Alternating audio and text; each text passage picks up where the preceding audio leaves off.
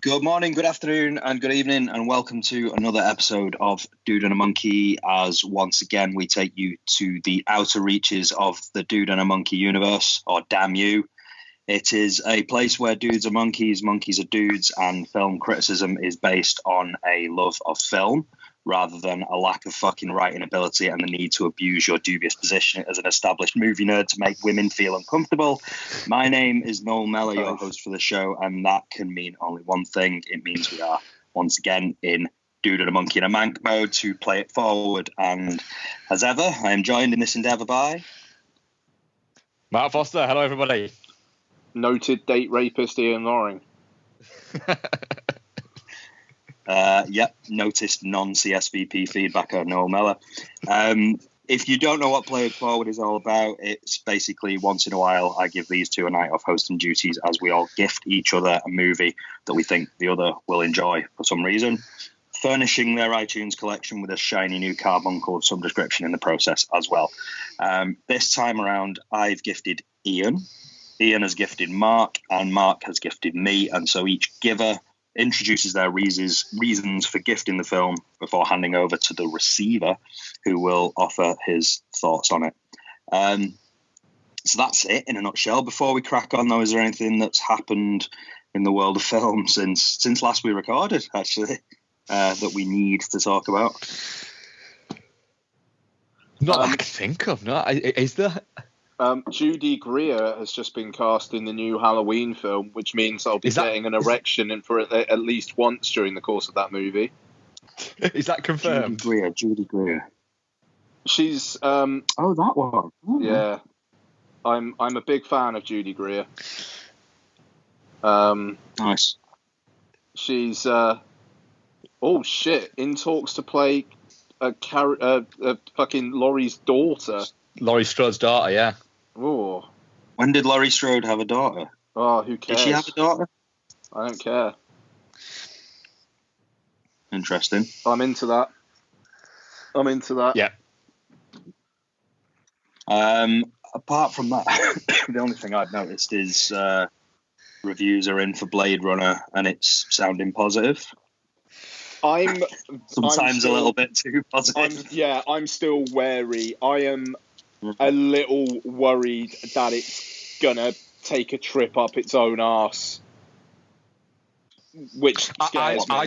The review situation or the actual film? Like, kind of both.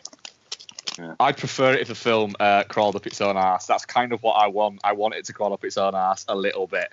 I prefer that. I prefer it to crawl up its own arse than to come out and go, well, yeah, that was all right.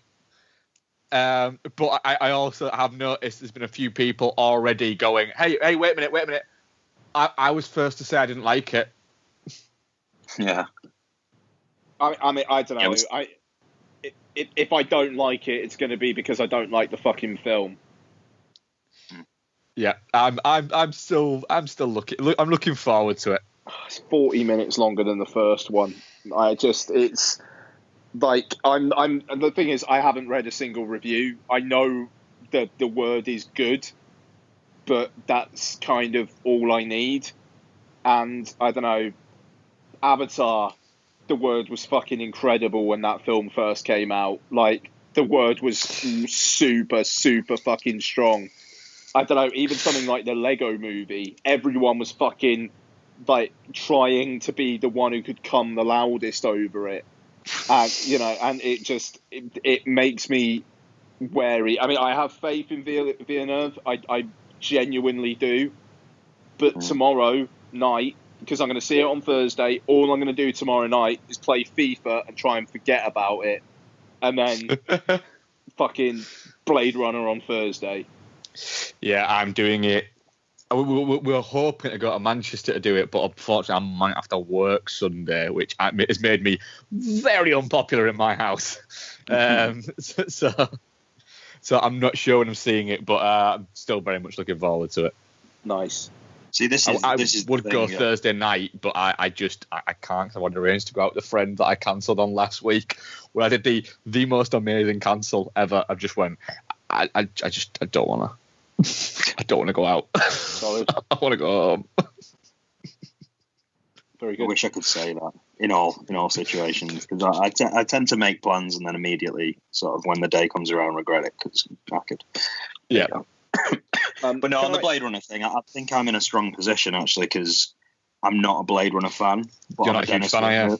No, I'm a Denis Villeneuve fan based on the 3 of his films that I've seen that I absolutely loved.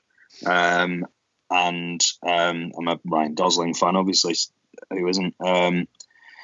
So yeah, based on that, I could get enjoyment out of it. Sorry, Ian, were you going to say something? Just it was moving off Blade Runner. So if we're done with Blade Runner, I will ask my question. But yeah, how is the SNES Mini? The SNES Mini is beautiful. It's smaller than I thought, though. I mean, I don't know if it's just because tiny. Yeah, I don't know if it's just because you're used to seeing a SNES a certain size, but it's fucking really small. Yeah, it's great. The menu system's great. The music on the menu system's great.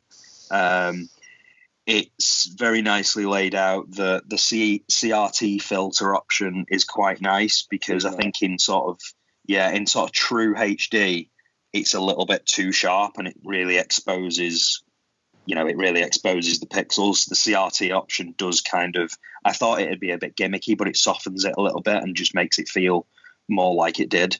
The games, obviously, the games that I already know and love are great. So Super Girls and Ghosts, it's great to replay that. Super Mario 4 or Super Mario World, if you prefer, is always going to be one of the greatest games ever. Mario Kart, F-Zero, all the classics. But it's been nice to discover a couple of others as well. So I need to say, yeah, go. Considering you're not a gamer, Super Ghouls and Ghosts, that's impressive. That game is considered one of the toughest video games of all fucking time. Yeah, it is, and I'd forgotten just how hard it was. Now, I can't remember how well I had done with Super Ghouls and Ghosts in the past, but I played it quite a lot, so I must have got past the first level, and I'm struggling at the moment, I've got to be honest. It's great, but it's I think there's a lot of life in it. I think I can get a lot of enjoyment out of it. There's games on there, excuse me, that I've never played before, which have obviously got a lot of life to them. So obviously, Zelda: A Link to the Past. I've never played that before. That's potentially something that I can dive right into. And also Metroid, Super Metroid. I've never played that before. And, firing that up for the first time the other day, the way it sort of opens and the story it gives you and the sort of the sounds and the sort of rain and it's got a real atmosphere, and you're like, my God, for a SNES game, this is really like, I don't know, just completely consuming. Like it draws you right in a way that you kind of wouldn't expect from a game that's quite so old. So yeah, I'm loving it. Charlie's loving it. It's been great to just play Street Fighter 2 with Charlie and just punch each other. He thinks it's hilarious, and we're getting a lot of good high quality nostalgia and daddy time with it. So it was well worth the 70 quid I paid for it, and well worth the fucking around checking stock Informer every 2 seconds to actually get hold of one. So yes. I'd recommend it, but you're not going to get one. So. I wish I reserved one on Friday morning when I said to you that it was in stock in Argos. I wish I did it, because seeing people tweet about it and seeing video reviews, it looks fucking brilliant. And I really want to play Star Fox 2. I fucking love Star Fox. I've still not played that. Played that. Like that's crazy. I feel like I'm sort of saving it a little bit. Because every time Charlie goes, "What about this one, Daddy?" I'm like, "No, you can't have that one." Just like I'm gonna save that until I'm on my own and I can properly dive in. That's a Noel's got a night in on his own game. Yeah. I mean, like it just for those who don't know, and we will move on in a second. But Star Fox 2 was famously pretty much completed and then cancelled. So it never ever came out, and there have been ROMs of it available, but it's been unfinished versions. This is the first time a release version of it has ever been made publicly available, so it's quite a big deal. I've heard it's all right. And it's just a nice little just a nice little story, that, isn't it? As well, just that this is the game that never got out there. I like that. Yeah, and the developer, when the SNES Mini was announced, the developer I didn't know about it, but he wasn't like, I want money. He was like, people are going to be able to fucking play it. Brilliant, great. Yeah. And he just had a celebratory dinner. It was like, good for him. So it's I've heard Earthbound is good as well. Quite a meaty. I've not played that yet. But, yeah, exactly. Yeah. Well, I mean, that's it. There's a couple, like I say, Zelda: A Link to the Past and Earthbound. I think there's there's another one on there as well. But there's a couple of games that are like that I boot up because I'm like, I don't know what this is. And then I'm like, oh yeah, I can't play with it. I can't play this with Charlie. But it's, there's a full game there that I can dig right into at a later stage, and I'm not in any rush. And it's just, it was so worth it in that regard. I know I'm really going to get my money's worth out of it. Aside from the nostalgia factor of always now having that bunch of games available, for the rest of my life potentially, or until the controllers wear out or whatever. There is that other element of it of, fuck, there's actually something new I can play here and get into, because I can't do that on modern consoles because I'm useless at them. So yeah, it's well worth it. I'm in love. Nice, very, very good, very good. Sorry Excellent. about that there, but yes. Double tangents out of the way there. We shall move on to our first film. Do you mind if I just bowl it towards you, Ian, first of all? Oh, so what? The one that I'll introduce your choice from me.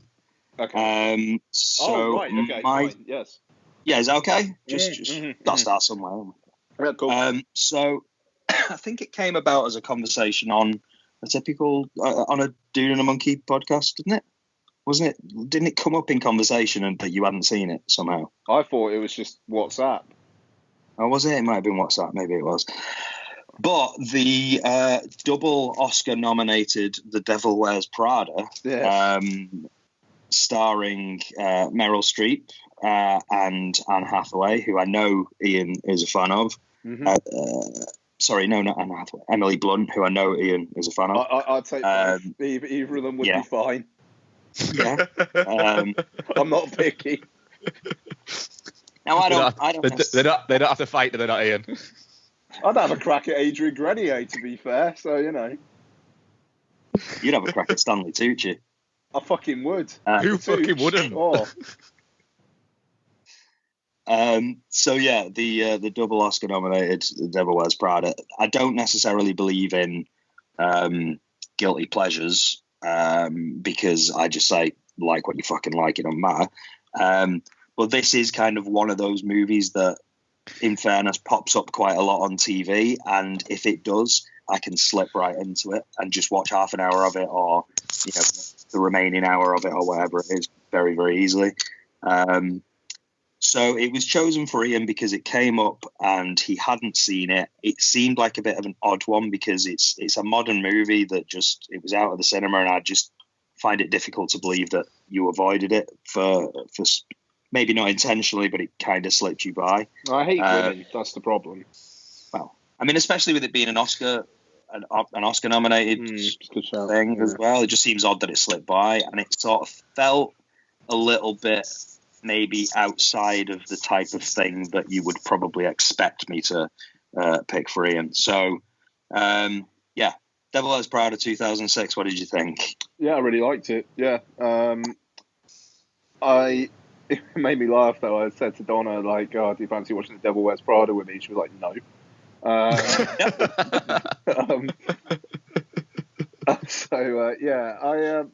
don't know. The thing is, I think she knew Emily Blunt was in it, and I'd basically just be like mentally jerking off for an hour and 45 minutes. So, first off, a grade A Blunt in here, both in performance and in the visuals. I'm a fan. Early Blunt as well. Sorry. It's kind of early Blunt as well, isn't it? Yeah, no, I mean this I think this was kind of her breakout, to be honest. Oh, yeah. And yeah, I mean, she's very, very well cast. And I mean, she's ever so slightly one note, I think, but that's more the performance and just their screen time than anything else. But yeah, I liked it. I liked the message that it had. And I mean, like, if I had a complaint, it's that I feel the ending was a little bit too, there's no fucking way Meryl Streep would actually give her that reference. Like, I don't, there wasn't enough connective tissue there of, I'm trying, the whole kind of like at the end, it's like, well, of course you're this person. No, I'm not. And then she quits. And then it's like, well, I'm going to give you a good reference anyway. I didn't see that. But I think Streep is very, very strong in this. And I can see why she was Oscar nominated. Obviously, it's quite a showy role, but at the same time, she's really quiet. And there's like just a fierceness to her throughout. And I like the way that it acknowledges, there's that one scene where it's like, if she were a man, no one would be calling her a bitch or whatever. They'd just be saying he's really good at his job. And I really like that they actually reference that. The Tooch, great. I think Anne Hathaway is good in it, even though, I mean, like, it's just, I don't know, she's Anne Hathaway. If you're gonna cast someone who's supposed to be less pretty than the girls around, don't cast Anne Hathaway. It's weird because they do that kind of like ugly duckling transformation where she walks in after the first kind of like fashion hints with Stanley Tucci, and suddenly, holy shit, who the fuck is that? It's like, well, yeah, she's Anne Hathaway. She's, yeah, So She was fit before. She's just wearing slightly different clothes now. Yeah, exactly. That's the thing. Yeah. And I don't know. I had small problems with it, but I could see what you're saying there about it being easy to dip into and out of. It feels like a very comfortable film. And I don't know. It feels slightly like we don't get stuff like this anymore, where it's a PG rated. It doesn't have to have like loads of fucking swearing or like extreme scenes. If it was made today, you'd have something where Anne Hathaway did a major public shame fuck up at a modelling show or something, and it would be like it would be something like that. She did a shit on the catwalk or something. Yeah, exactly. Or I don't know, fucking. Or Meryl Streep's character would be swearing up a storm. She'd be like fucking Les Grossman in Tropic Thunder or something. But they don't do that. It's more subtle than that. So I think it's high tier what it is, I would say. And I mean, fair play for pushing it at me, Noel. And I don't know why I'd never seen it before. It just, I hadn't got to it. I think I've got a bit of a blind spot for a few years. The few years between when I left uni and when I started working at the cinema, like 2005, 6 to 2000 and like late 2007. There is a bit of a blind spot there where I didn't get to everything, and I think this kind of falls in that. So I think that's it. It's not because I hate women. Could have done with Judy Greer. Just put Judy Greer into everything. Judy Greer is Caesar's wife in the second two Planet of the Apes films. And the tagline for that film should really be, "You'll believe a man would want to fuck an ape." Some Christopher Reeve shit they've done there. I tell you. It's funny though, because when we discussed this and I said, oh yeah, right, well, I'll give this to you then. I was thinking to myself, well, it's a really recent film. Like it's 11 years old, this. Yeah. 2006. Like it really doesn't feel that old. I mean, I remember this being in cinemas. I don't know what I was doing at the time. If I was maybe working, it can't be that old. Yeah, fucking hell, this does not feel 11 years old. I mean, I guess when you look at the individuals involved and the number of films and the type of roles that Anne Hathaway's had since then and Emily Blunt, then maybe you can start to see it. But it just, 11 years just seems like a stupidly long time. It feels like the Streep could do this today, though. Like, Well, very easily.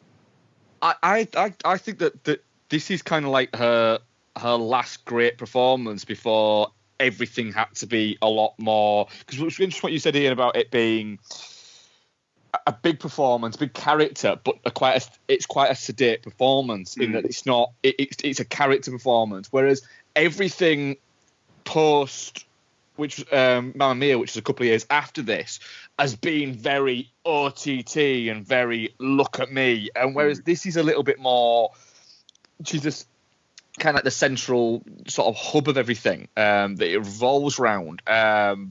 So she's very good in it. I think everybody's good at what they're doing in it. Certainly, she makes a role like this look like. I was just gonna say, she, as you say, Ian, it's a very easy watch of a film. It's a very comfortable film, and I think Meryl Streep is a huge part of that. She sort of glides into individual scenes, does her bit, makes it feel stupidly easy, and then the main character is forced to just continue. So I think it's quite a, what's the word? It's quite a giving performance for her. It's quite a nice performance for an actress like her to do. She probably, she has those one single scenes that are kind of effortless for her, and it elevates the whole thing. I mean, she's not the lead, but she gets that scene where she walks into the building and has everybody sort of terrified, and it just sets up that whole thing so well that she's just somebody to be like feared in all situations. And what's she going to say next? You don't know. And I love the way she makes it just feel, giving Meryl Streep praise is nothing new, but I love the way she makes it feel so fucking easy. And I agree. I mean, it kind of sounded like what Mark was saying there might be. I'm intrigued, Mark. What did you think of this? Because it kind of sounded like you were a bit meh-ish. I think like you both said, it's a very watchable film, but I can watch this kind of stuff with ease anyway. I find this kind of stuff really kind of like, it's very good afternoon watches. For instance, I watched this morning at about 11:30, and it feels like a good time to watch this, but I could also watch it on a Thursday night at 8:00 on probably ITV2. Yeah. So it was like that. Overall, what I'll say is I enjoyed it, but I kind of expected to enjoy it. But I do have some problems with it, and I think those problems are slightly more amplified for me than maybe they were for you, Ian. So the ridiculousness of if you're going to cast an actress that you're going to have people look at and go, what's that? Then you can't really cast Anne Hathaway. I would like to say, if the rest of the film wasn't as enjoyable as it was, that would be a fucking huge problem for me. It is, I give it the benefit of a doubt. Which I can absolutely see. And there's also a bit where actually Meryl Streep's character does actually refer to her as being fat. Now, I know that what they're doing is they're saying, look, this is the ridiculousness of the world, is that Anne Hathaway would be considered fat in that, which is fine, and I get it. But it is also a little bit like, but still, actually, it's still a little bit fucking stupid, really. So there was bits like that. I don't like the fact. I don't think any of her friends, Anne Hathaway's friends, are nice people at all. You got a dickhead from Death Proof in there. Fuck yeah, I think they're all arseholes. Her boss, who they all know is a bitch and is hard on her, is calling, and they're just dicking about with her phone. And it's a bit like, if I was her, I would have punched one of them in the face at that moment. And then none of them know anything about fashion or anything like that. But then when she's bringing all the stuff, they're all like, "Ooh, it's the new blah blah blah blah blah bag." It's a bit like, hang on a minute, you're trying to have literally every fucking cake on the table and hold it towards you and go, no, I don't know if all these are nice, but but yes, they're all lovely at the same time. And it just feels a little bit. There was too many points in it where I just kind of went, oh, fuck off. But I was still enjoying it throughout. Okay. Yeah. I don't know. I don't have an awful lot more to say about it, in all honesty. It was Stanley Tucci's great. Oh, he's fucking brilliant. He's great. I think, to be honest, everybody is very good in it. Like I say, at what they're doing, they're all very good in it. Simon Baker is just the most fucking sleazy, fucking greasy Bastard. looking fuck you. That I was disappointed that Anne Hathaway slept with him. But it was kind of obvious that it was going to happen. Yeah. Simon Baker couldn't be more of the perfect example of a rebound fuck. Well, you should know. Well, yes, I should know.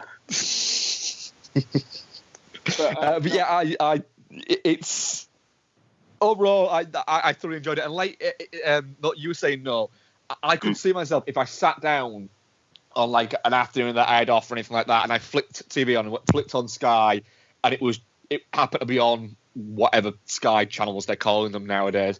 I probably could see myself sitting there and going, yeah, there's only 40 minutes left of this. I could easily watch this. I think this one would be on Sky Tucci, which is the channel that they've got exclusively for Stanley Tucci films. Do you know what? Don't fucking doubt it. Because they will have. They've had this year. They've already had the Keanu Reeves channel, the Tom Cruise channel, the Matt Damon channel, the Harrison Ford channel. You're joking. I'm not joking. A fucking joke. They're a fucking mess, aren't they? Essentially, what they have is they have. I'll do it. They have Sky Premiere, which is a new premiere every single day. Then they have Sky Family, Sky Disney, Sky Action, Sky Comedy, and then they have a channel, a Sky Sci-Fi, and then they have a channel that changes month by month. So that's the one that they do with like Sky Tom Cruise, isn't it? Yeah, Stuff and like that. Sky Star Wars, and Sky. You know, so it's always random stuff. Like in December, it is literally always there's a Sky Christmas, but there's also a Sky Harry Potter pretty much every December. I just can't see how that model is going to last much longer. It feels like they've just got. I mean, do you subscribe to all the movie channels then? I do indeed, yes. Fucking hell. But, like, to be honest with you, Mark, like... Why do you need it? I can't... Why... Like, what are you getting out of that you've not got access to everywhere else? And how much do you actually... To be honest... do you actually watch that stuff?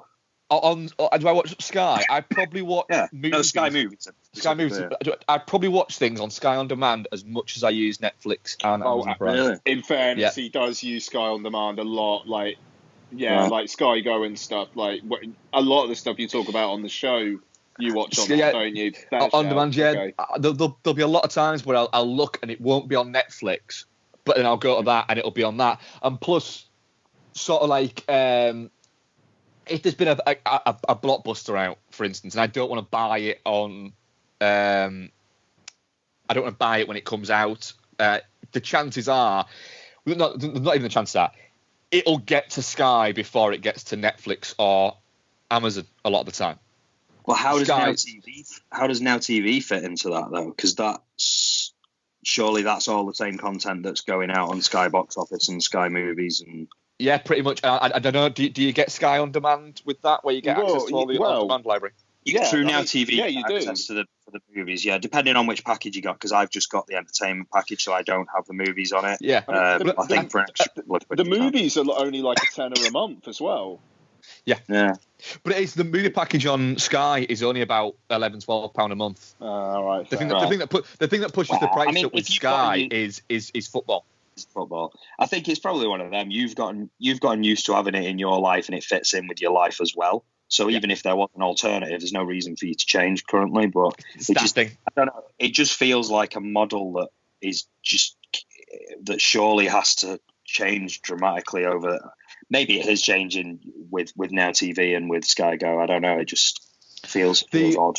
Their big next thing is this Sky Q thing, where you have essentially you pay for it and you buy a Sky Q box for different rooms, and effectively every room, you can have a house that has 4 bedrooms, a TV in each bedroom, and as long as you buy the boxes, you can watch a different thing on every single, what is it? And nobody ever has to sit next to each other or talk to each other ever again. Exactly. Yeah. You can all double screen in your own rooms. It's that. But it's one of those things. The amazing thing is, for effectively, let's say I'm paying £10 for all the Sky movies. Let's say I'm paying £15 for argument's sake. And I'm paying a tenner for Prime. It's 25 quid. And a tenner for Netflix. That's 35 quid. Every month to have that, and I holding my hands up. I honestly haven't torrented a movie in in months from that. So I've got all those plus what I'll buy on iTunes, and that's fine with me. But that's 35 quid, and I maybe spend 20 quid on buying stuff every month. That's 55 quid a month maximum. Is what I'd say I'd spend there. But I use it, Becky uses it, and Isabel uses it, and that's probably still less than I used to spend on Blu-rays every month, or DVDs every month. And I've got access to pretty much everything I can get access to. Yeah. It's whatever works, isn't it, really? That's it, yeah. Yeah. Okay, well, it wouldn't be Dude and a Monkey without a tangent. There's another one for you. Put it in your pocket. And we will. Just to summarise, then, Devil Wears Prada. Ian, that's something you would recommend, then, or? Hell yeah! I mean, fuck, man. If you fucking, at least if you're looking to jack it, you got enough to watch there. But it's a good film as well, you know. See, that's it. It's an odd one because definitely not shit, and I'd say definitely not shit. Through the course of the film, if you really tried, you could probably jerk off 4 or 5 crack times. One out. Yeah. You could probably keep it stiff for most of the film anyway, and then just get one quick blast at the end of over Meryl Streep's last scene. Yeah, it's an odd one because obviously I've recommended it to you here for the reasons cited, but it's not a film I'm crazy about. It's just a film that I think is very watchable and very enjoyable for the performances and just for the, I don't know. I'm a Sex and the City fan, so you can see where I'm coming from. Mark, definitely not shit. Or I'm definitely not shit on it. Like I say, I had issues with it, but I still very much enjoyed my time with it. And I could see myself watching it again. And our review poll that we put out was definitely not shit, 33%, touching cloth 33%, and shit 34%. So, fucking hell, split right down the middle. Yeah, I like I said, I don't think it'll be the last time I watch it, is what I'll say. Yeah, it's the type of film that if your missus wants to put it on, obviously Ian, yours doesn't. It's the type of film that if your missus wants to put it on, you can get something out of it too, even if that is just a casual boner. Yeah. Sorry, what did I say at the beginning of this fucking episode about not being sexist? I mean, Jesus Christ.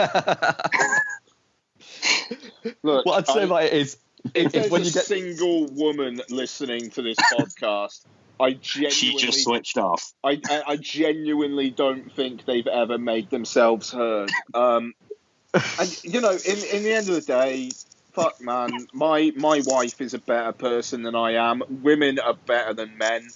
They are. I'm just joking about in a self-effacing. All I've got in my life is jerking off over Emily Blunt. Not joking, but. Yeah, it's not the most admirable picture that you paint there, so that's fine.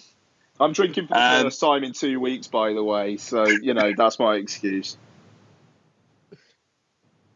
That'll do. So, relative success, I think, there for The Devil Wears Prada. No, total success, Mark can get fucked. You what, sorry? Total success, Mark can just get fucked. It's fine, don't worry. So, if I gifted that to Ian, then Ian, would you like to take us through your choice for Mark? Yeah, so I picked this because the recent series of Twin Peaks has just ended, and I've not seen one person or outlet or anything reference this film with regards to a certain aspect of Twin Peaks. So, Howell Ashby's being there is a film that I am fucking convinced David Lynch took inspiration from when coming up with the character of Dougie Jones. So, Dougie Jones, for those who don't know, in Twin Peaks, it's basically Agent Cooper in the body of... fuck, how do you describe it? It's basically Agent Cooper with the, like, almost like the intellect of a child. Who somehow has profound meaning for other people. And that is Peter Sellers in being there.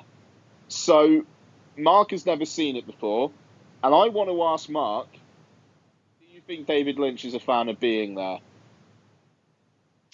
Yes, absolutely. Yeah, there are absolute positives. You can say it from that. It is. I'd be very, very, very surprised if either Lynch or Mark Frost hadn't seen it or discussed an idea or took inspiration from it. It's so... The characters are startlingly similar, aren't they? I don't think it's the characters as such. It's more the way that the way that people react to the character than anything else.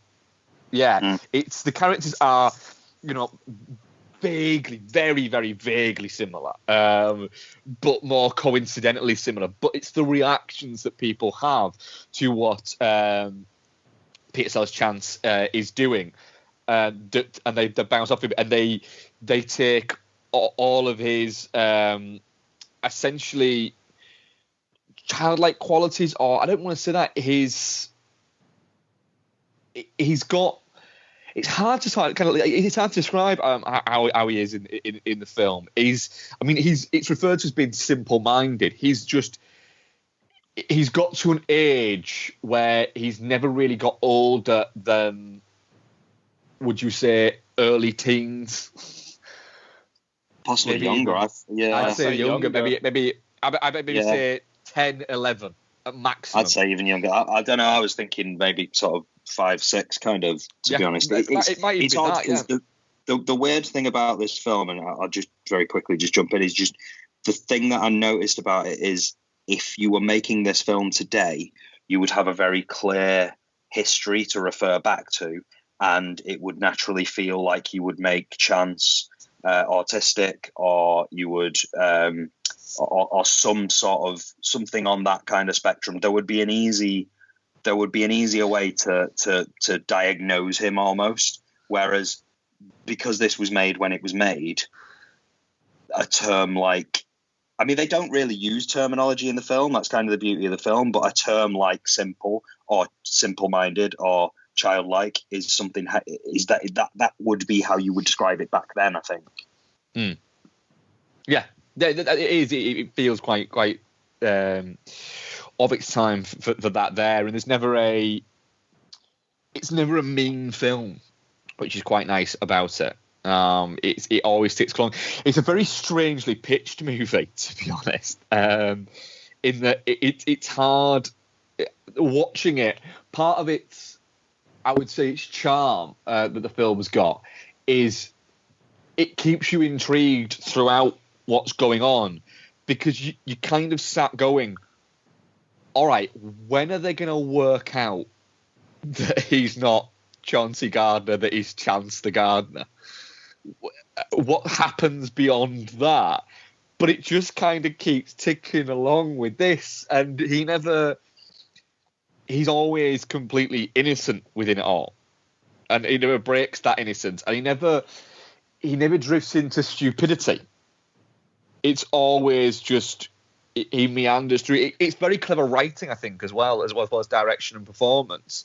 In that you can just about believe the reactions that people have to him, and it's shining a microscope on people's own stupidity. That they're essentially projecting what they think is intelligence onto somebody who isn't actually intelligent there, and just has a complete blank slate, in the sense that they don't have the amount of years that their appearance would suggest of being worn down, or have any of that wisdom that has gone through there, or any of that cynicism that should have developed by that age. They are quite literally, they're pure, but because they're dressed the way that he does, and because he's well presented and quite casually and spoken and fairly well spoken, if not a vocabulary that's limited, people will pick up on things and be okay. And the fact that he's had no exposure to the outside world leaves him to not be afraid of anything, really. I mean, the prime example is when he goes up to the group of young black kids, and they're saying to him, you go and tell Raphael, and he's like, I don't know Raphael, but if I see him, I'll tell him. The fact that the first black person he comes across is this, do you know Raphael? It's I don't believe I do. And then there was another point where I kind of wish it had happened, where when he goes to the TV studios and he's having to that interview, and he walks by a black dude, and I was hoping at that point he'd stop and go, "Excuse me, do you know Raphael?" And he doesn't do it, and I kind of thought that's a slight missed opportunity there.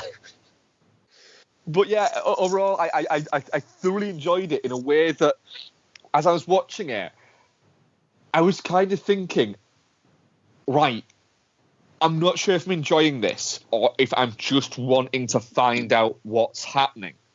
And then once it got to the end, I was very much like, right, yeah, that's where it's gone. Okay, that's brilliant. And it kind of makes sense for the rest of it. I'm glad it went there. I remember I watched this on like my phone or a tablet or something in the projection room in the View Cinema in Cardiff, quite a few years back now, and it was really fucking late at night, like 1:30 in the morning, and getting a fucking ending like that when you're a little bit spaced anyway and just tired just completely fucking blew my balls off. I remember that really clearly, just being like, what? I mean, like, because like you say, it does kind of weirdly make sense that he's that fucking not with everybody else in the film, that he's apparently Jesus. But that's it. I think that's the beauty of it, is that it feels like it was made. I think I'll put this out there right now. I fucking loved this film. Yeah. I really, really loved it. And I think the ending, obviously, the ending is great if you take it at face value and go and for what it is. But for me, the ending sums up what happens quite a lot through the rest of the film, is that it's kind of wrong footing you, and it's kind of, you feel like you know what's going on, but then it makes a joke, and then like the sex scene and stuff like that. It's sort of, you feel like you know what you're getting, and you feel like you know everything that Chauncey's going to say, but then it sort of wrong foots you and makes a little joke instead, and that ending feels like an intentional gag that is intended to have you debate it and discuss it and make you say, oh, does that mean he's Jesus? Oh, does that mean he's so clueless about the world that he just walks on water,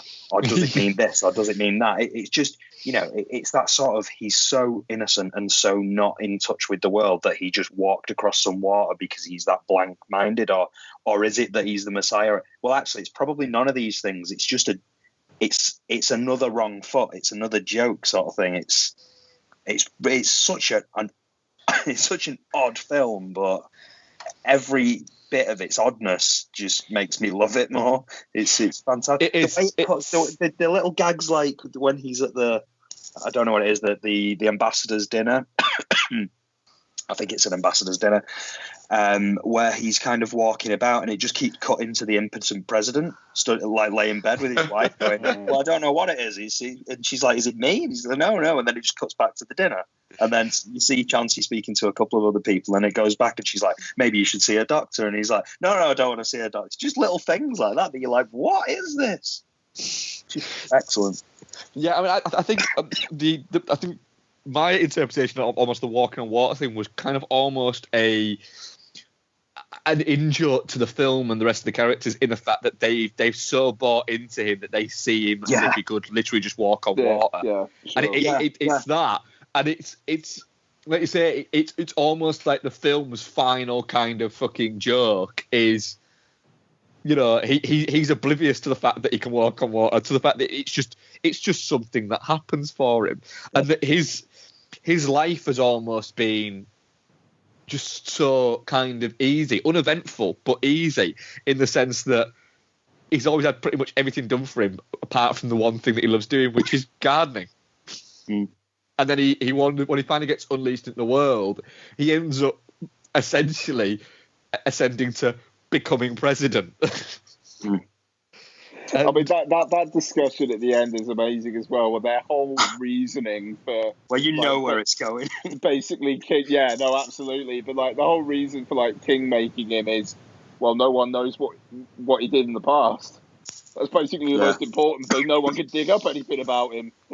It's just, I don't know, it's such a fucking cynical, weird move. I love it. As a sort of mechanic for the film as well, I think... I really enjoyed the first bit because I didn't know where it was going. I didn't know anything about the film going in.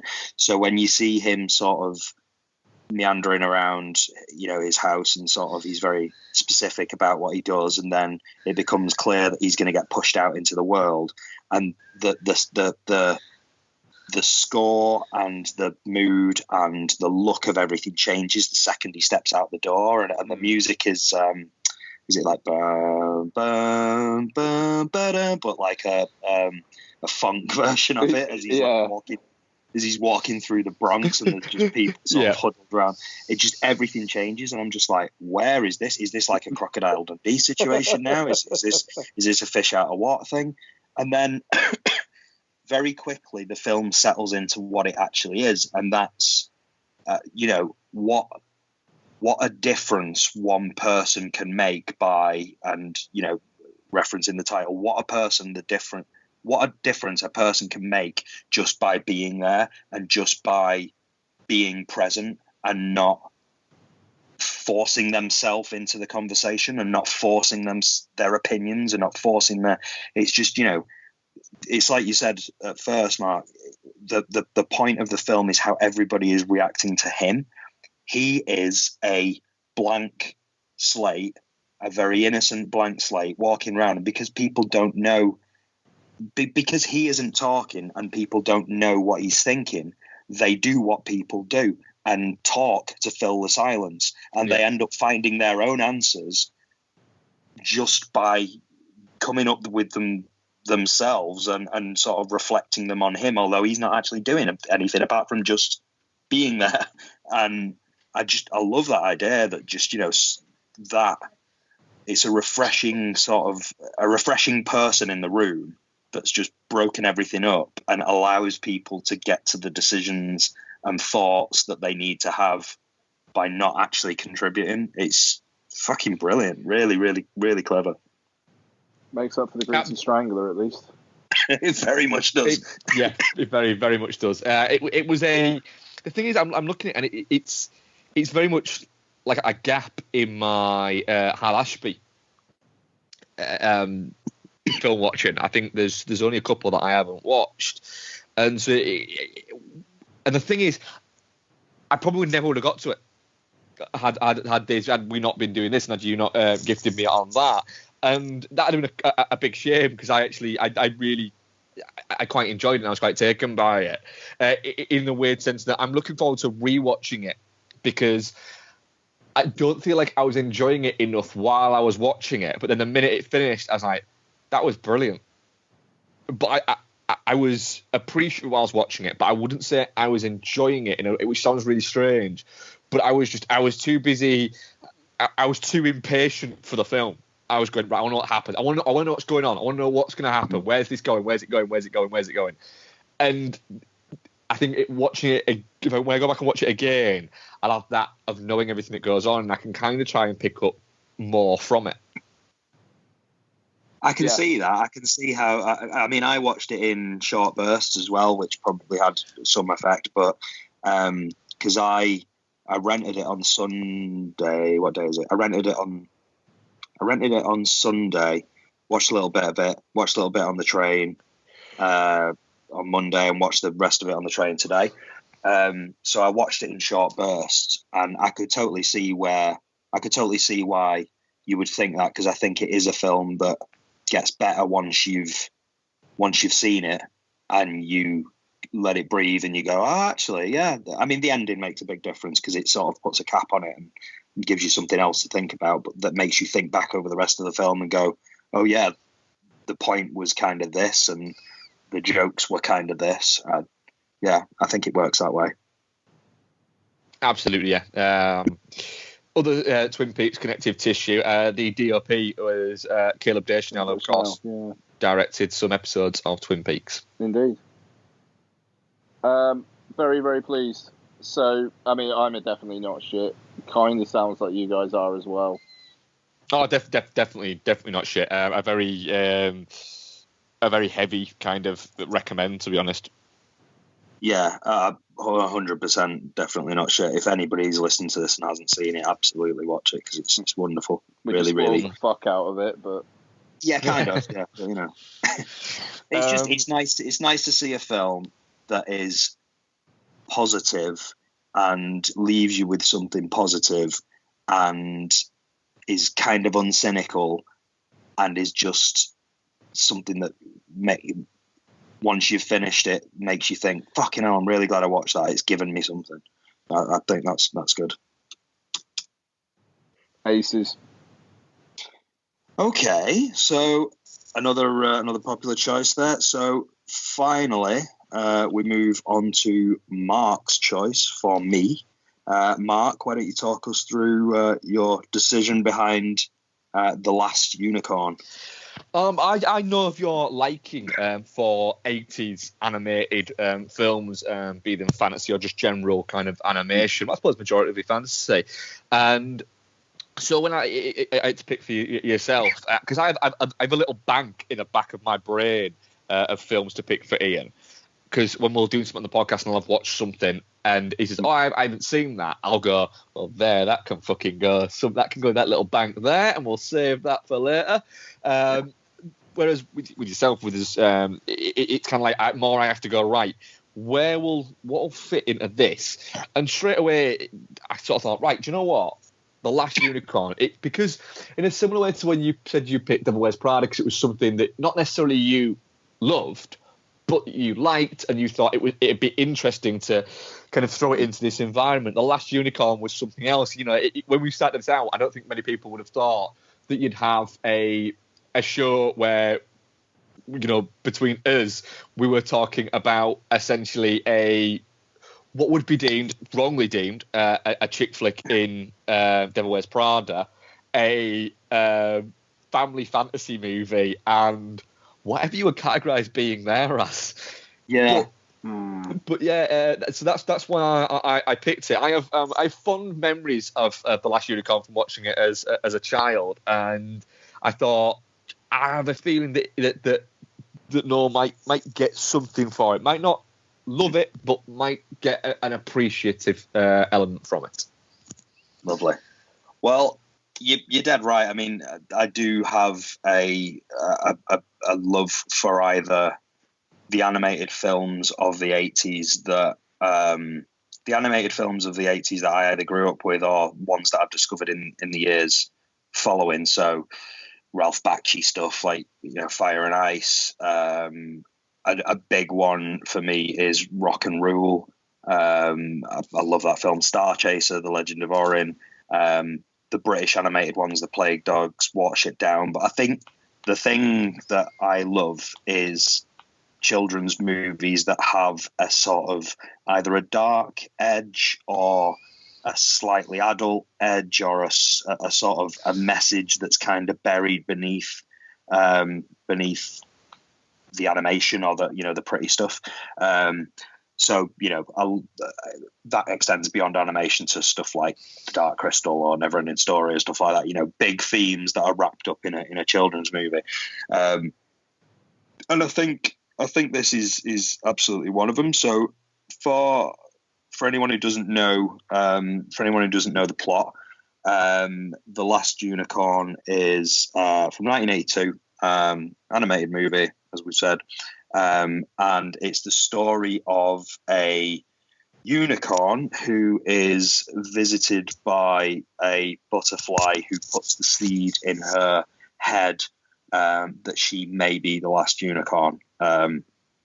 She then makes the decision to go out into the world and discover if she is indeed the last unicorn, and if she is, then what's happened, where have all the unicorns gone, have they been killed? She discovers more about a sort of mythical story about the unicorns being chased out of the forest by the Red Bull, which is not a sponsorship thing. It is literally a Red Bull. Yeah. And she sort of goes on literally a quest to find out more. She discovers friends along the way and discovers more about herself, and eventually finds some answers. Also, it's animated by as well Topcraft, which may not stand out to many people, but Topcraft essentially was a Japanese animation studio that was bought by Hayao Miyazaki and turned into Studio Ghibli. Wow, really? Well, yeah, Topcraft was the. I've got a note here in front of me that says, "Does this have some connection to Ghibli?" Because it feels very Miyazaki. It was a studio. They actually did Nausicaa. Valley of the Wind was done by Topcraft. But it's now referred to as a Studio Ghibli movie. But it was actually done by Topcraft, and then Hayao Miyazaki, Toshio Suzaki, and Ayase Takahata actually bought the studio out. So, yeah. See, that's it. It's interesting because it feels very sort of Rankin Bass in many respects, but it felt more. I mean, I noticed at the end there were a few Japanese names in the animators and stuff. It felt a little bit more Japanese than it did typical Rankin Bass stuff. Yeah. So that actually makes a lot of sense. But yeah, so that's the plot anyway. I think when you look at the plot overall, I think there's something there that probably suggests that this is a film that could be celebrated for many other reasons nowadays. I think when you take something like Rock and Rule, which is a film that most people don't know and aren't aware of, and you look at it and you go, well, hang on a minute, this is an animated sort of science fiction movie that's got the music of Cheap Trick and Dirty Harry and Lou Reed and Iggy Pop and Earth, Wind and Fire, and it's got really sort of high profile actors in there, and what happened to this film, where did it go, and who made it. With this, it feels like I don't understand why this film isn't a known and celebrated movie by the gay community. First and foremost, it's got a unicorn in it, which goes a long way in the gay community. It's the story of this sort of young and beautiful thing that is that comes to discover that she is different, or possibly the only one of her kind, and then she goes on a quest to discover if there are more people out there like her. Sorry, go on. It's a very. I'll let you go on this, but I will tell you a very interesting point that I'll actually back up a little bit what you've just said in a second once you've finished your bit. Well, the purpose of her quest as well is to go out there and discover if there are more people out there. She basically wants to be around people like her, not be on her own anymore. And in doing so, she discovers that her people have been oppressed by this massive symbol of masculinity. And in the end, she ends up literally bringing down the castle of patriarchy, and freeing all of her other beautiful unicorns and running free with them into the sunset, and the world becomes a much more happy and beautiful place as a result. It's a screaming homosexual parable in the best possible way. So it strikes me as very odd that this hasn't been, or maybe it has been and I just don't know about it. It strikes me as very odd that this isn't a film that has been, that is up there with Rocky Horror Picture Show or any, it doesn't feel like it's necessarily the first film that comes to mind when people talk about gay cinema, but it just feels like it should be. Interesting thing, my exposure to The Last Unicorn came from my sister received it as a Christmas gift from my uncle, who is gay. Right. And is he a fan of it? Yes, very much so. Excellent. Okay. So it was when my uncle wasn't one of those people who would buy a gift and just see it on a shelf and go, that's for a 7 or 8 year old girl. It's got unicorns in it. She'll like it. There would always have been a thought process behind. Right, that's because of this and this and this, and that's why I got her it. Instantly, same uncle that took me to see the first movie I ever saw at the cinema, and it was Masters of the Universe. So I'm guessing his thought process behind that was, I get to watch Dolph Lundgren in a loincloth for 2 hours. And so do you. And so did I, yes. We enjoyed it for entirely different reasons. But yeah, I mean, beyond that though, beyond the fact that it does have this sort of hidden meaning to it as well, it is an intensely enjoyable film. It does have that sort of high quality animation of the 1980s, which you don't always necessarily get these days. If you step outside the Ghibli's of this world and stuff and look towards sort of, typical TV animation now. It is of a high quality. The music is great. On occasion, the music, which I think is it America that do like a large portion of the soundtrack? America, yeah. Yeah, which is great. I think on occasion the music does get a little bit silly and a little bit too over descriptive of what's happening on the screen. There is literally moments where it's like, I am running past the stream and porpoises are swimming by me, and it's literally what's happening on screen. So that there are moments where it gets a bit stupid like that. The message gets a little bit confused at one point and a little bit odd when the lead character, the last unicorn, becomes human. I think there's a section of the film which slows down a little bit where she's been on this quest. She's picked up a couple of people along the way, a sort of bumbling magician and a sort of matriarch character who it turns out has a connection with her from the past, or certainly a connection with unicorns from the past. And there's this whole section in the middle where they're in a castle and she's become human, and the unicorn within her is starting to sort of dissipate away. And I mean, I guess, again, if you want to apply the same theory, then she is in the castle of patriarchy and the gayness is slipping away from her as she becomes more in line with that system, if you like. I don't know, I'm probably overanalyzing all this, but I think all this stuff is there. But, that section where she becomes human and she's trying to figure out what she is supposed to be, but it's kind of slipping further and further away from her. and the dude who's played by Jeff Bridges, whose name escapes me momentarily, he's trying to figure out how to make her love him, and then he finds out that she used to be a unicorn. He's like, no, I'm not bothered, I'll love her anyway. And it's like, all right, this is getting a bit odd now, this is weird. So it gets a bit odd, and it sags a little bit around that point, but I think it's the climax is exciting and rewarding enough that it kind of makes up for that short spell where it maybe drags a little bit.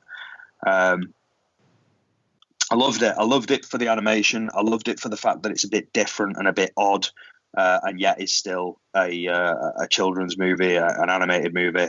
I loved it because I feel like more people should see it for the reasons that I've described, but also just because it's one of those oddities. I'm quite surprised that it's found its way onto iTunes, but that's a good thing. Maybe I'm just underestimating how. Maybe this film is more popular than I think it is. I don't know, but I really enjoyed it. Really enjoyed it. I'm interested to see what Ian thinks, because I know there was some things he didn't like about it. Yeah, well, I mean, I was kept interested by the notion of whether Jeff Bridges was going to fuck a unicorn or not. So,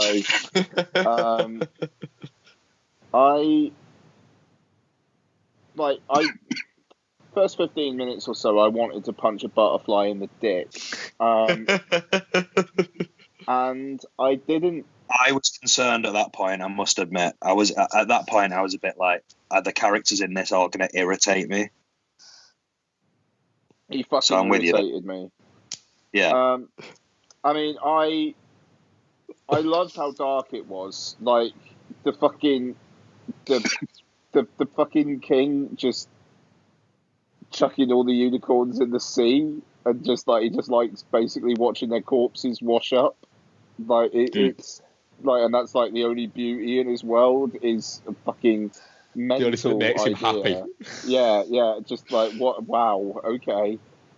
See, let's see if you get something like that in an Illumination entertainment movie, or do you know what I mean? That's the thing. That feels like something that could be Studio Ghibli. In fairness, it really does. But my interest was primarily maintained by, is Jeff Bridges going to fuck a unicorn? So I was disappointed that he didn't. Like, there was a section in the film where I thought she was in human form, in fairness, but I thought Jeff Bridges was going to fuck a unicorn. And when that section ended, I became disappointed. So I enjoyed aspects of it. Mark was saying with being there, it's not a film I ever would have watched unless I was doing it for something.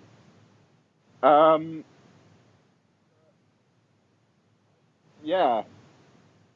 See, I'm glad that it came to me, because it's not a film that I would have watched, because I don't know where I would have found it. If I'd have seen it somewhere and gone, oh yeah, that exists, and discovered more about it, I would have watched it. But I've never happened upon it for some reason. So, I mean, obviously, Mark, you've happened upon it because of, as you say, it was given to someone. Yeah, it's given to my sister. There's a couple. We seem to. You're going back into an age of where videos, home videos, they weren't something you purchased on a regular occurrence. It was something you were either given as a gift or you asked for as a gift. And I know my sister, I think, got this, and she also got another movie for the same year from the same uncle that I was toying between these two for suggesting for you. And the other one, they're both, weirdly enough, they're both 1982 animation movies. And the other one is The Secret of Nim. Have you seen that? I believe I've seen it, but I don't remember it. That's one I would say I'm actually going to go back and rewatch that at some point. Yeah, I might go back and rewatch that. So, but that is, if you think that that Last Unicorn's dark, The Secret of Nim is incredibly dark. Right. Yeah. I think The Secret of Nim, actually, weird enough, I found it on somewhere once. and it was in the. And bear in mind, it's a PG, and it's an animated 1980s movie, and it was in the thriller and drama section. And I thought, no. And then I remember rewatching it and going, oh god, that's horrible. That's horrible. There's so many of these children's movies in that era were dark. Yeah. See, I'm just looking at it now, and this is this is a movie that only got. I mean, obviously it was 1982, so if this is coming out on VHS, then it's going to be out very early. And there was only one pre-cert VHS release of it, and that was on a label called Precision. Precision were a very, very small label. They didn't have an awful lot of film. Oh, actually, they did have an awful lot of films. I'm thinking of somebody else. They had an awful lot of films, but they were a lot of TV, a lot of animation, a lot of quite unknown stuff.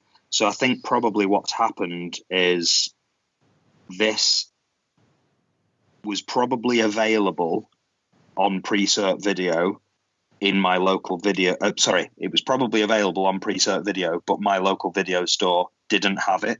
And if they didn't have it, then I'd have had no reason to happen upon it. It didn't exist, yeah. And it didn't exist to me, and until the world changed and it becomes available digitally. I mean, I don't know if it's ever been released on DVD, but certainly never seen it anywhere. So, yeah, it's an odd one. But yeah, excellent. I would say definitely not shit. Absolutely, definitely not shit. Really enjoyed it. I had kind of thought that maybe I'd watch it with Charlie. But then, so glad I didn't watch it with Lottie. Sorry, yeah. Well, I was just going to say, knowing the era that it was from and knowing the reasons that Mark may have recommended it to me, I figured it might be, I'd be a modern parent and view it first. I actually don't think there was too much in there that would have troubled him. I think the more troublesome stuff that's in there, about the unicorns going into the sea, I don't think he'd have got it quite. I don't think he'd have fully realised what was happening. Would he have been like, what are the unicorns doing in the sea, Daddy? And you'd just be like, well, Charlie, son, this king was crushed by his own depression, so all these fucking unicorns just went in the sea, and he just marveled at the majesty of them being crushed beneath him. I tell you what, son, depression's a motherfucker, and it's all you're going to experience in life. That's what the last unicorn is trying to tell you. Now watch Jeff Bridges try and fuck a unicorn. That's exactly what I would have said. Yeah, that's pretty much what I said to Isabel. Do you know what he would have said in return? He would have said, "Okay, Daddy, can I have a yogurt?" So that's actually yeah. That's pretty much what he would have said. Yeah, literally, we spent 45 minutes trying to get Lottie to go to sleep last night. She wouldn't because she wanted a yogurt. So I feel your fucking pain. But I don't know. I think on a different level, though, I don't think it would have been quite entertaining enough for him. I think sort of the lulls he would have dropped out. So I'm glad I watched it on my own. I actually watched it on my own when I was homesick as well. So I was couched. It's a good sick day movie. It was perfect for that. Absolutely perfect. At one point, Claire, who was working in the other room, came in and stuck her head around the door, and she was like, "Oh yeah, watching cartoons, are you?" So yeah. As you snarled to recall them when it's not a cartoon, it's an animated movie. It's an animated movie. Brilliant. Studio Ghibli. You should have just said, yeah, come in and watch it for a minute and just fucking scar her and just be like, right, last time you call it I'm watching a fucking cartoon. Yeah, come and watch this. Do you like unicorns? Yeah. You're gonna love Christopher Lee in this. So it worked for me on a number of levels. It worked for me on that sort of dark childhood level. It worked for me on the sort of, yes, there's a deeper meaning here. And it worked for me on much simpler levels, like the quality of the animation, the quality of the soundtrack. So yeah, definitely not shit from me. Good. Ian, I would maybe touch and cloth it. I'm glad you guys enjoyed it. I'm glad you enjoyed it. Good. That's all I got. Okay, well, I guess that's our show. 3 winners all round. I think the last one maybe is a film that maybe you'd only recommend it to certain people with a certain taste. But I very much enjoyed it. So that was our show. Anything else to add from you two gentlemen? Any information on what's coming next? Well, yeah. Do you want to go over what we've chosen for each other? Have we all decided? I think I haven't picked for you yet, Mark, because you're a motherfucker to pick through because you've seen everything on Sky Movies. Yes. Do you want to say what you've picked for Noel, Ian? Yeah. So unimaginative, but I quite fancy watching it again. I think Noel's going to have a blast with it. Guy Ritchie's underappreciated The Man from U.N.C.L.E. Which I'm also looking forward to rewatching because if you remember correctly, people, I hated all of the marketing for The Man from U.N.C.L.E. Didn't want to watch it. Yep. Only said I'd watch it because Ian was really looking forward to it, and I didn't see. I thought it would have been mean of me to have robbed Ian of the experience of watching it in the cinema because I didn't want to see it, and then fucking loved it. See, it's funny because I am looking forward to it because it's a film that would have completely passed me by because I wasn't really interested in it when it came out. But since then, I've heard a lot of people mention it as this sort of like, you know what, this was actually quite good, this. And so for that reason, I think I'm kind of looking forward to it because otherwise I might never have seen it. So that's good. And Mark, have you picked for Ian? I have, yes. I am getting him in shiny 4K. The Clint Eastwood movie Unforgiven. Oh, brilliant! Nice. Yeah, I forgot. Which I'm also really fucking looking forward to rewatching. I've been meaning to rewatch it for ages, but being honest, the fact that it's 2 hours 20 minutes long has always made me go, I'll get to it, but not tonight. And now it's giving me an actual genuine excuse to watch it in the next coming couple of months. I'm Excellent. super, super pumped. Yeah, the last time I've not seen it on Blu-ray or HD either. So I think that'll be nice. I've not. Last time I've seen it was I think it was a DVD that was given away on a magazine collection called the Clint Eastwood Collection. I don't know if anybody else had those. Yeah. Do you know when the last time I saw it was? Yeah. Laserdisc. Oh right, nice. Wow. Yes. The last time I watched it was on Laserdisc. So Mark and I will be watching it in glorious 1080p, whereas Ian the snob will be watching it in full on 4K. Yeah, check out. And watch this space for a decision on what it is that I'm gifting Mark. Mark, expect a few text messages over the coming days as I just fire multiple films that so you can go, oh no, seen that. Yep. Perfect. Right, well, thanks very much for listening, folks. Mark and Ian, thank you for allowing me to steer the ship on this occasion once again. And I won't see you next time, ladies and gentlemen, but Mark and Ian will. Bye. Bye. Bye.